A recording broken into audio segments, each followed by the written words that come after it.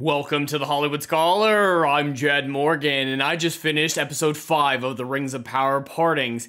And I gotta say, this is the best episode of the season so far. Now, that's not really saying much. It's still a crappy show. It's like comparing a normal shit to diarrhea. It's really not really a profound distinction between good and bad in this situation.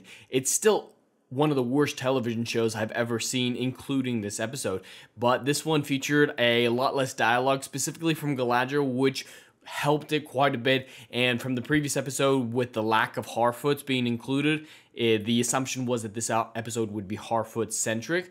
Luckily, the dirty hippies weren't in it as much as you would believe, considering their absence from the previous. Really not a whole lot happened in this one as well, but still the most happened in it.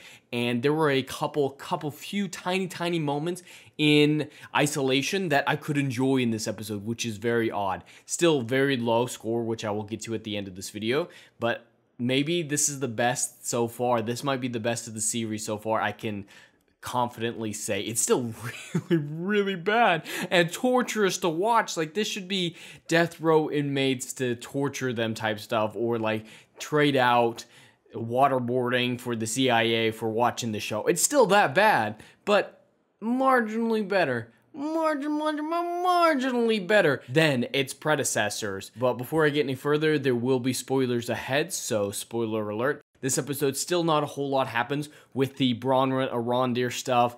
Theo reveals that he has the blade, and a few people go away to declare fealty to Eitr. There's some drama there about killing each other to prove their allegiance. Not really much there. That's about it for them. The Harfoots, they continue migrating, and Nori gets a little upset at the Gandalf stand-in. We'll get into that later, but that's it. That's really it. Some migrating, a terrible song, and she's mad now at him for no reason. But I'll get into that more. And for the Galadriel stuff, it's Halbrand, be king! I don't want to be king. Be king! He says he wants to become king. Really quite profound. Isildur had a little bit more in this episode. He wants to go with them. He's not allowed to go with them. He wants to go with them, and he's allowed to go with them. Yeah, that's gonna be a regular theme. It's just like, ooh, no, you can't. Yes, no, yes, I want to. No, you can't. No, I want to. No, you can't. You get to. Fine, I guess. And then the Durin and Elrond stuff, as with the previous episodes, is the best parts of this episode as well. And it's really not all that much. Durin is now in Lindon, like we heard he was going to be at the end of the last episode. He's there. He's talking to Gilgalad, messing around with him, and he is told that Mithril is going to be a big deal in saving the elves because Elrond finds that out. And then he's like, oh yeah, we'll give you the Mithril, after being so off-putting about Elrond even finding out about it. But we'll get into more detail. And that's about it. That's the overarching story of this episode. Oh, and at the very end, the Númenóreans and Galadriel leave for Middle-earth. Yeah. Still nothing happens, and we're past halfway through this series. Still nothing has happened. I'm going to talk about my brief positives here, my very brief positives here for a moment here, most of which are undone later. But the stranger, who's the Gandalf stand-in, he had a few moments where I'm like, alright, he's a decent actor. I like that moment. Like his conversation with Nori to open the episode. Nori was still insufferable and annoying as ever, but the stranger's point of that half of a conversation, he was acting. And I was like, alright, I appreciate that. I like that. Stranger guy did a good job. And that's about where my extent of praise ends for the Harfoot storyline. And then when we get to the Galadriel storyline, it's really like one praise per person storyline. The Elendil father moment that comes very early on in the episode with Isildur, when Isildur's like, hey, I want to go with you. Why won't you let me go with you? And Isildur's like, you disappointed me, and you're going to have to prove that you're worthy just like anyone else. Like, it was very much a stern father moment that seemed adverse to the character of Isildur that we've established. So it is contradictory. Isildur seems to just be very weak-willed and spineless when it comes to Galadriel ordering about, and what's-her-bucket, the Queen Regent, ordering about and mocking him. But when it comes to his son, he has a tad of a backbone. And in isolation, I like that encounter. It is completely contradictory to everything we've learned about his character to this date. But if you forget all that, it was a decent father-son moment. Isildur is still annoying and insufferable and a non-entity as usual, as has been established, but Elendil had a moment. And that's all these are, is individual moments that in isolation could be partially enjoyed. And this next one is part of that storyline as well, and it's partially a criticism as much as it is a praise. I know the two sailor friends of Elendio better than I know any other character in the show. Their few scenes have had more character development than nearly anybody else, and I like them more than anybody else. They have some likability to them. I mean, they still have terrible dialogue, like the whole, "Oh, you're just mad because your mommy's dead." That's still really bad from the previous episode, but in this one, they come across as likable, they have some banter with each other and with Isildur, and I genuinely like them, besides their fight sequence with the Galadriel, which is completely bonkers and completely coincidental that the two people Isildur knows are the ones that are asked to fight, at least in the group with the Galadriel, but more is done for their characters than anybody else in the show of the main characters, and so it's partially a criticism of the writing in the main characters, but partially a praise for the writing of these two sailor guys who I quite enjoy. I don't know their names, but it's still better writing for their development than anybody else. And my final point of praise comes in the storyline with Arondir and Bronwyn. I almost like the interaction between Arondir and Theo when he was talking about, hey, don't be afraid of the bowstring. It was just kind of a sweet father-son moment, and it was the moment that Arondir, the actor Ishmael Cordova, showed his most acting. He's been kind of one expression throughout the entire show to this point, and he smiled a little bit, and it was a natural smile that made sense and looked good. So that's the best I can say about Arondir as a whole throughout this entire series, and that moment was okay, but it's immediately undone by something we'll get into later. So a lot of these moments contradictory or undone when you think about them in the broader context of the episode, but in isolation, almost something there. Barely. Not enough to really improve the show as a whole, but enough that if you think about it in isolation, as always, isolation, there might be something there. But going into the vastly bigger negative section of this video, the episode starts out with some Harfoot stuff, you know, some crappy dialogue as usual, and then it switches back to the maps, which we suddenly get back into. The traveling from the third and fourth episode has been devoid of the map, you know, Indiana Jones style line movement over the map, and then suddenly it's back, and Lord bless me, there's a terrible song that comes with it, with Sam, fat stand-in, Sam, female chick, singing it, and it's awful. Now, music appreciation is highly subjective, so if you enjoy that song, it's up to you. That's fine. I don't have a problem with that. It's just for me, that song came across as horrendous, and it really hurt my ears. I wanted to shut off the episode within those first 2 minutes because of how bad that song was. Again, highly subjective, but kind of tied into that, they had a montage of the Harfoots traveling in with that song and that map transition, which harms the episode as a whole. I never thought the passage of time would be worse presented than it was in the previous episode with the building of the Elven Tower, but I was proven wrong with this montage. Even if you are being as most good faith as possible, including the runtime of the previous episode into this montage, which only took place over a day or two, there is no possible way that this montage can fit in the context of this broader episode. They are traveling for weeks as according to this montage, yet everyone else's storyline is like a day at most, 2 days for Galadriel with the last episode and this episode combined, and, you know, the traveling is completely asinine between Khazad-dûm and Lindon, so maybe there's a few days in there, but not few weeks. They do not understand the passage of time in this series as a whole, and it would have been a little bit more understandable in like a Witcher sense if they hadn't tied all these storylines implicitly together with the arrival of the wizard Comet at the end of episode 1 or episode 2. The fact that they included that really destroys the time passage continuity of these episodes, and it's a muddled mess because apparently they're all happening at once, but some are going over months, some are going over weeks, some are going hours. It's just completely all over the place and asinine, to be perfectly honest, and it's impossible to follow the events of the story if the continuity is all over the place, and it was never worse than it was at this montage, which I never thought I'd say after the building of the tower, as I said from the previous episode. But moving on to the Bronwyn portion, she suddenly decides like, hey, I'm gonna give a speech to everyone and convince them to go to war against a bunch of orcs, and I'm gonna give a terrible speech. It's like, hey, I'm not your king. No shit, you're not our king. You're just some random chick who happened to find the first orc and convince us that we need to leave. That in no way makes you the leader. But you're like, I'm not your king, but you should listen to me as I give this terrible speech about us standing together. And then they try to duplicate the end of the last episode with the whole Spartacus moment of like, I will fight with you. I will fight with you. I will fight with you.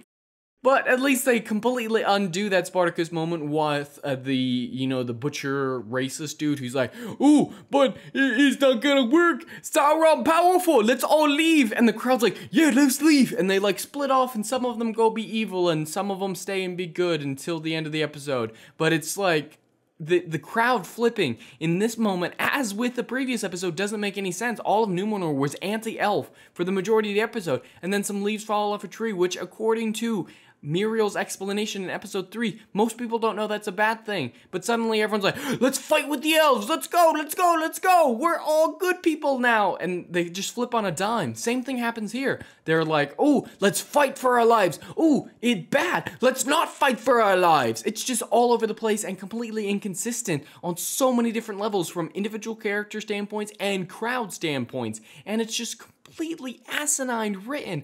I know I said this was the best episode so far, but it's still horrendous in so many different ways, and no one is consistent. Consistency is the worst part of this episode, plus the luck of this episode. There are immense amounts of luck in this episode, and luck and continuity issues I rate lower than character issues, but those both speak to character issues in some cases, and they definitely speak to it in these situations.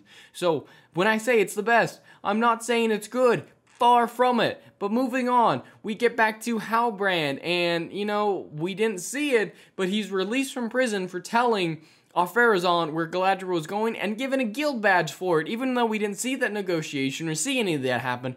But whatever, and he's suddenly a blacksmith and doing really great stuff, and how anyone can believe he's not Sauron at this point baffles me.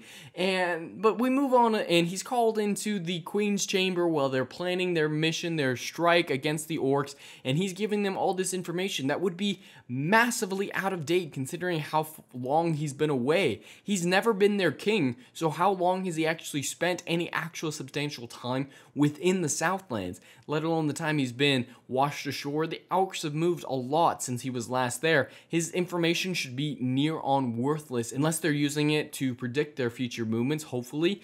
But they don't even do it. It's like, "Ooh, I last saw orcs here. Oh, we go there." No, he's been gone forever. There's no way that's going to be helpful whatsoever, but they just act like it's going to be so very helpful. Halbrand in this episode was just still the best part. Still gonna say that. Still, like, actually interestingly written, as it goes for these writers. The best interesting way that they could possibly do it, but it's still not good. And this scene was really bad. Then we go back to the Harfoots for a little while. Somebody comes up to Sadek, the Lenny Henry character, and it's like, "They're following us, and the trees are sad, and the trees are empty. This bad. Let's just take away their wheels and make sure they stay behind and die." These people are freaking psychopaths. I'm so glad we didn't spend that much time with them in this episode, because their entire society is broken, and the orcs care more about their people dying than these people do. It's like, yeah, let's casually kill this entire family because they like Big Man. Wow. Orcs, they mourned the loss of one of their brethren with Eitr in the last episode, but, Harfoot, they just leave them behind, even though their whole method is no one walks alone, but we'll leave you behind. And some people have suggested that there's evidence for cannibalism. I haven't necessarily seen it, but it wouldn't surprise me. These people are psychopaths and deserve to die, and Sauron deserves to win because of how evil these Harfoots are. They far surpass the evilhood that Sauron has displayed in this series so far. And then we move on a little bit more to the wolf sequence, which was built up in the trailers. It was supposed to be this big moment where the Harfoots suddenly believe that Gandalf stand-in is a good person and is helping them out. And it is one of the most pathetic things I've ever seen. From the CGI being pretty bad, not like as bad as the warg from the previous episode or the episode before that. Still very bad though, and normally I wouldn't judge CGI, as I've mentioned before, in a TV show. But this is the most expensive TV show ever made, so it is rife for criticism in that sense. So the wolves look terrible, and for some reason the wolves have been following them since episode 1. They established the wolves were there in the berry patch, and were watching the Harfoots, and they decided to track them for weeks on end, and then suddenly attack them randomly. That doesn't make any sense. That's not how wolves behave. They should have taken the little kids and, the fake Frodo and Sam out in the berry field to start with, not just track them for weeks. That doesn't make any sense whatsoever. And if you're just gonna say, oh, they're magic wolves, so they don't follow normal rules, they don't follow any rules, because that's nonsense to begin with, the decisions that the wolves make. And then, again, they are building this moment up to be the big Gandalf is a good guy moment, and It's not even a fight sequence. They're like, yeah, he fends off the wolves. It's a big, empowering moment. He just goes, oh, bye-bye, wolvesy. You run away, Z's. I slam ground hard, Z's. It's not a fight sequence. It's not. And this is apparent throughout all the episodes. Every time they have a chance to display something good, display something interesting, they abandon it as quickly as possible. The same thing with Durin during the cave collapse-in of the last episode. That would have been a great moment for character building, for action, to just forget everything else going on and enjoy a cool, tense-filled moment. Cut away immediately. This, good action sequence, a wizard fighting a pack of wolves. Cool, interesting, and the fight's over. Wow. Man, this show is completely allergic to anything worth watching, anything that would be interesting to see on screen. They're adverse to more than anyone I've ever seen before. It is horrendous to see the ineptitude of these writers to think that, let's skip past all the good stuff. Gee, I cannot state fully how awful it is that they skip these cool moments. But again, moving on, we get to a Galadriel, and she's gonna teach the Númenóreans how to fight. And again, there's some lore issues with that, but whatever. And she's just really, prideful as always. She's so dislikable, and that fight sequence was over the top. They even slowed down one of the sequences just a little bit. They slowed it down a little bit so she could have a Neo-style bend over, dodge a sword. It was pathetic, honestly, and the choreography was horrendous. I'll let people like Shadversity break down that fight sequence. It's nowhere near as bad as her beating the guards in the last episode in the jail cell, but it was still just like, ooh, you do that. Oh, I do this. It was really incredibly bad. And in the midst of it, using their rules doesn't really bother me, but using their rules, she sexually assaults one of them because she spanks one of them. Yes, Galadriel, the feminist icon, spanks a man, and without his consent. And if you reverse the genders, that would not be okay. Not so whatsoever. But, if it's against a man, oh, it's okay, it's okay. You can't hurt a man, you can't sexually assault a man by their rules. So I'm just kind of turning it against them. Doesn't actually bother me, but it's kind of funny nonetheless. And then we get this awful conversation between the Karl Marx Alfarazon and his son. And Karl Marx's plan doesn't make any sense. We were all wondering why he suddenly flipped on a dime from being anti-elf to pro Galadriel's plan in the last episode, and he explains it in this moment. And it's like, ooh, we set their king up, and they be happy, and we make a colony and make frenzies. That's not going to be incredibly helpful. They haven't displayed a need for trade at this point. They should, but they haven't displayed a need for trade, so this doesn't necessarily seem beneficial.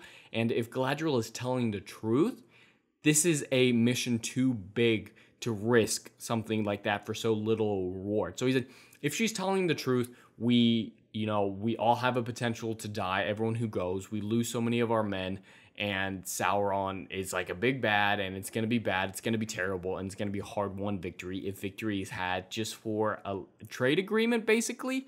And if she's lying, there's no reason for the Southland people to truly accept Halbrand's leadership without Númenórean soldiers defending it, and the Númenóreans are clearly not going to stick around to defend Halbrand's right to the throne. So as soon as they leave, Halbrand is going to get deposed because the Southlanders have no reason to support him. So the trade agreement falls apart. So high risk, no reward, or if she's lying, not going to work out. No reward whatsoever. So Karl Marx's big scheme is meaningless. Completely meaningless. It falls apart to the basic logical inspection. And it doesn't surprise me whatsoever. But then we go back to, Nori and Gandalf stand-in for a little bit, and he's somehow like healing the hurt arm he got in the wolf fight in the pond, and he's really focused on it. And for some reason, there's ice coming up his arm. Doesn't really make sense for healing, but whatever. He's healing his arm, and he's really focused. And Nori's seen him do some crazy stuff, like the darkness, like the trees bending over stuff. She's seen some scary stuff, killing the firefly. She's seen some scary stuff.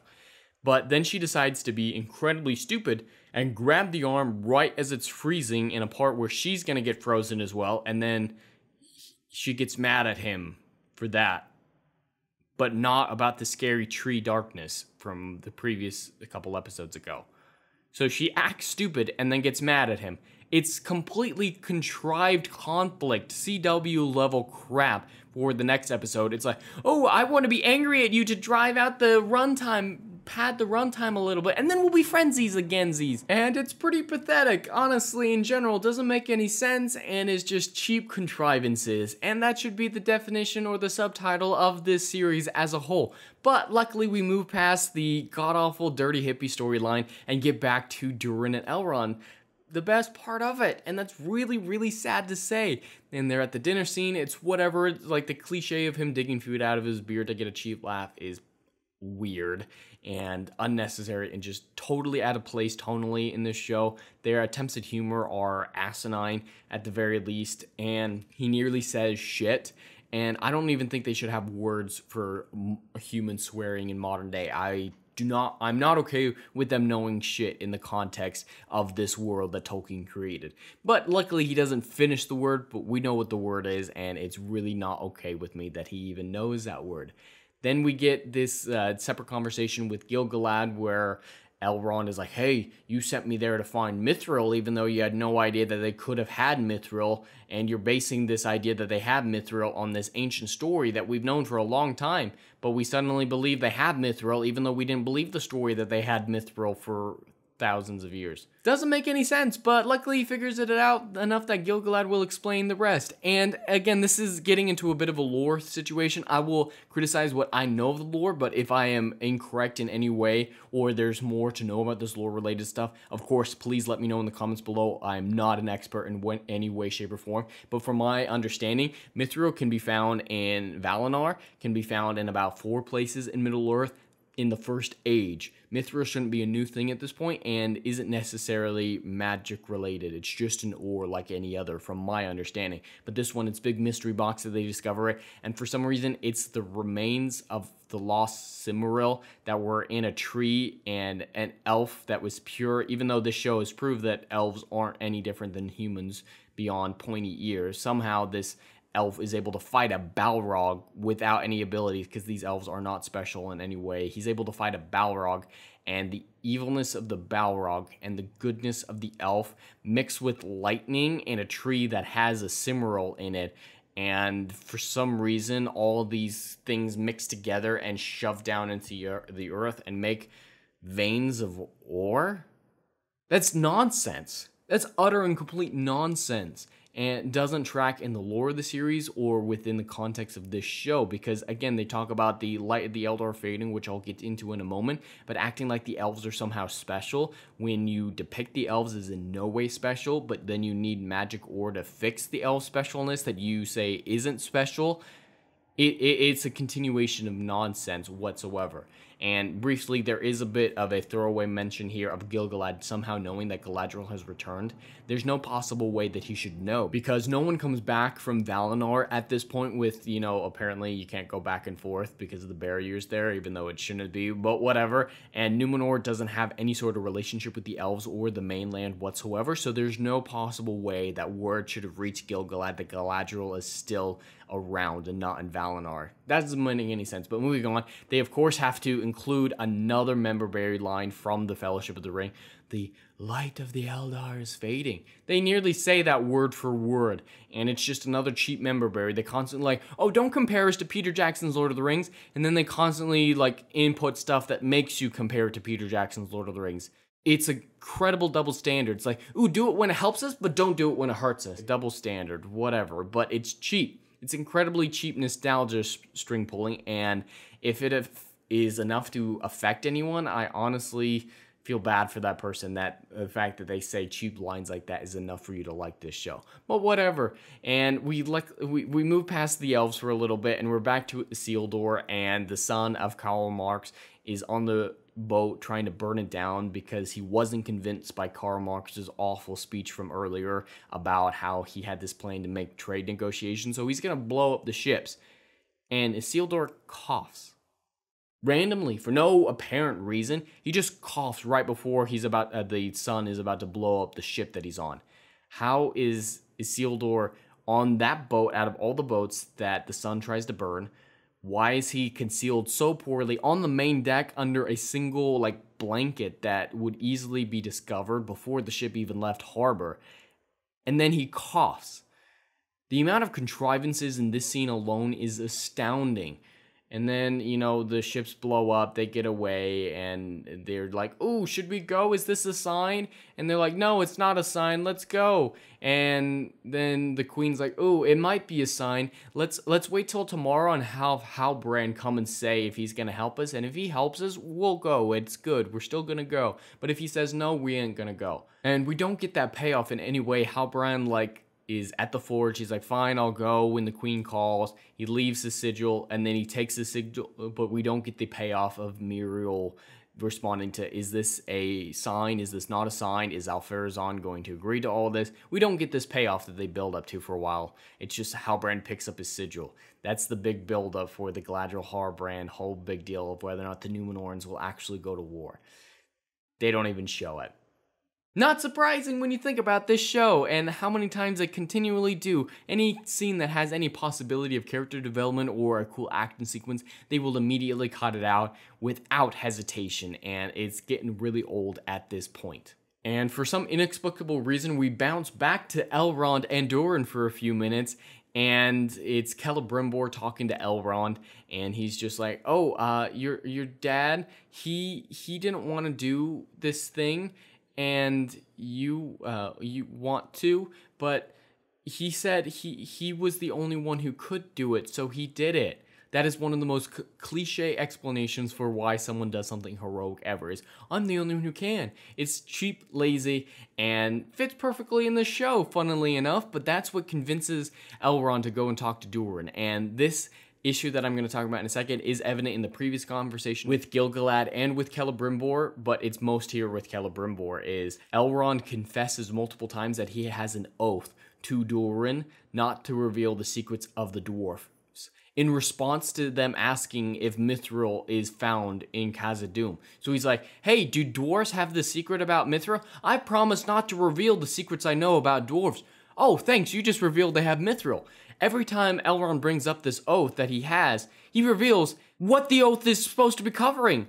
In trying to say, "Hey, is there Mithril? I can't tell you. I know what Mithril is." "Oh, you know the word. Oh, it's Mithril." It's completely asinine. Elrond is constantly revealing that the dwarves have Mithril in every single conversation he has with Gil-galad and Celebrimbor, and yet neither of them pick it up. It's like, break your oath.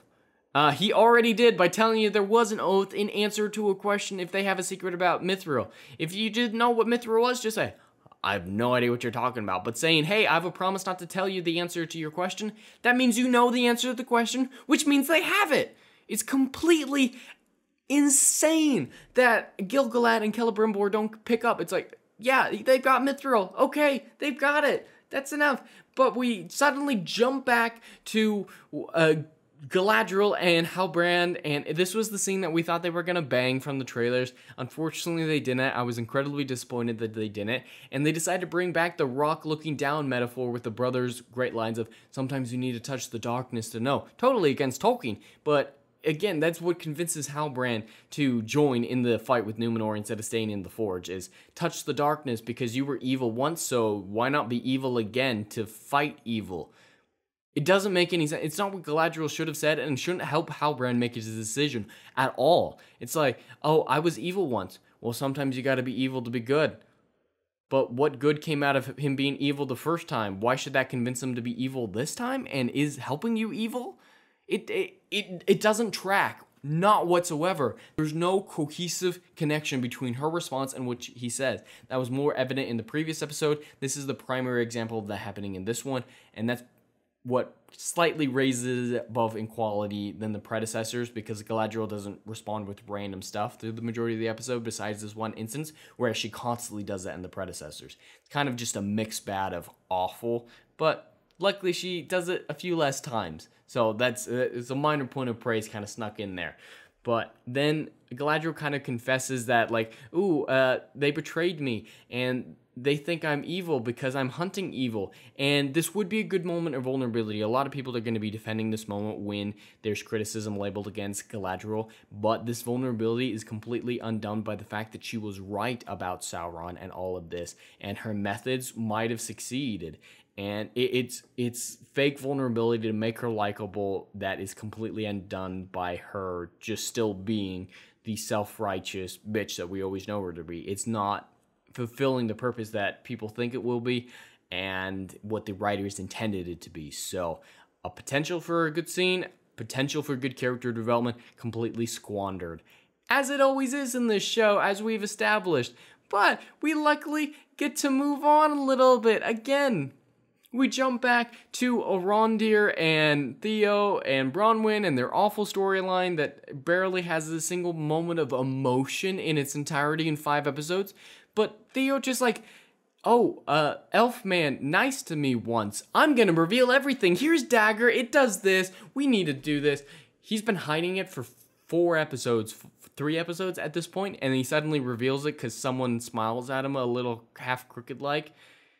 Yeah, she should have revealed at the beginning, like, that's something that most characters would have done, good characters would have revealed it, but he was a child, and it's just not justified that he'd suddenly reveal it now. There's not enough justification to explain it. And then suddenly this elven tower has a carving of it, so are they saying that this tower is built by Morgoth? I missed that, or Morgoth's servants. I missed that, but for some reason, the elves left up an super duper evil statue in their courtyard, even if it was built by the bad guys. You'd think you'd take down their evil statue too. But whatever, for some reason, Arondir's like, I've seen before. Ooh, it sounds statue. I see statue right there, right next to me. It's like, ooh, it's right there. They're literally in the same area as it. And then he gleans from this. It's like, oh, it's meant to mind control humans, but it's also a key.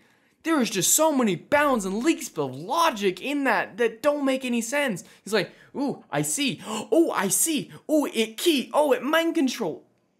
How does that track? And if it is mind control, why is there only one? If it's supposed to control the people of men, there should be multiple. And if it's a key, why is it controlling the minds of men at all? And how does Arondir figure all that out? From a statue of a sword. What the hell? But before the audience can even think about this asinine leaps of logic here, we move on. We just cut. Again, this episode, as with the predecessors, just cuts away. It doesn't allow the audience to think about anything that they process. They're just either long stretches of nothing or rapid throwing exposition at the audience and then cutting away before they can think about the exposition they just received. It's not a balance, and it's just a pacing-wise and complete mess as a result. But we go back to Durin and Elrond, and Durin just believes Elrond when he says, oh yeah, we need your super secret ore so that we keep our magic souls alive. And Durin's like, that makes sense. He's like, you've been suspecting him this whole time, you've revealed what your super secret is, and then he's like, we need your super secret stuff. You need to prove it a little bit more than that, but Durin, he's like, I suspect you, and then I give you whatever you want. And he did that in the previous episode. You want my secret. No, I don't want your secret. Oh, here's my secret. Same thing in this episode. Durin is an incredibly inconsistent character, and he's still one of the best characters in the show. How is that possible? So much wrong with his character and the inconsistency of it, and it's still the best. That just speaks to the overall ineptitude of this entire season. And for some reason, Gil-galad is just randomly standing next to them in this big kingdom in Lindon. He's just randomly standing next to them to hear all this, and he gets the information he needs to know. Elrond is terrible at keeping secrets in so many different instances. And then we get back to Numenor. Luckily, they cut away before you can think about all that nonsense again. And Numenor is getting ready to go to war. They're in the terrible scale armor that we saw from the promotional images. They printed on scale, and they're all wearing it, and Elendil's helmet is way over the top for a boat. A lot of their armor is over the top for a boat. These are sailors, they're not marines or anything like that. Their armor and stuff should not be crazy over the top. And Galadriel has her big hero moment of walking under the ship in slow motion like we've seen from the trailers. And it's a giant nothing burger. The armor for Halbrand is actually okay. I didn't mind that armor, and then there's some weird conversation with Galadriel and Halbrand, and it's whatever. And then the episode is over. It's over. And it's the best the series has to offer. Wow. This is supposed to be a $1 billion television show. Like, the CW would be offended to have this piece of utter and complete trash on their platform. And they're known for having trash. It's so bad that the garbage man wouldn't take you. That's how bad you are. I did think Partings was slightly better than its predecessors, but still horrifically bad. I will confidently give this episode a 2.5. Without question, the previous episode, I hesitantly thought about giving it that. This one, I will give it a 2.5 firmly, and that's the best we've gotten so far. A 2.5 is the best that this god-awful series has to offer. And people have accused me of, nitpicking and stuff like that. It's not nitpicking when every line of dialogue falls apart under any sort of scrutiny. It's not nitpicking when every single plot line is nonsensical and connected by rampant continuity issues, luck, and the most asinine leaps and bounds of logic that don't make any sense whatsoever. When everything is broken, pointing out a few little things doesn't make it nitpicking. When the whole thing's broken, it's not nitpicking. And at this point, we are well past halfway through this series and barely anything has happened so far. Like, I feel like these 5 episodes should be the first act. This is act 1 done in a normal movie 3-act structure, and barely anything has happened, and we're well over halfway done. We only have a couple episodes left. Doesn't make any sense how all this plays together. It is one of the worst pacing shows, one of the worst written shows, and honestly, one of the slowest and most boring shows I've ever seen. And it's just so much bloat, so much fluff. The plot-related information could be condensed to 2 episodes pretty fairly, without much effort. And we've still got 3 more weeks of this utter crap. So if you liked this review and want to see me, slowly go insane for 3 more weeks, please check those out every Friday after the episodes come out. But anyway, that's all I have for today. I'd love to hear your thoughts in the comments below. Please like and subscribe, and we'll see you in the next video. Unknown.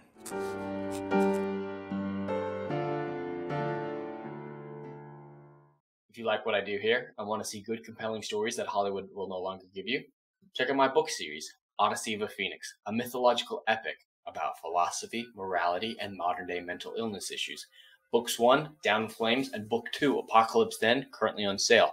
Book 3, Kill the Dark, coming soon.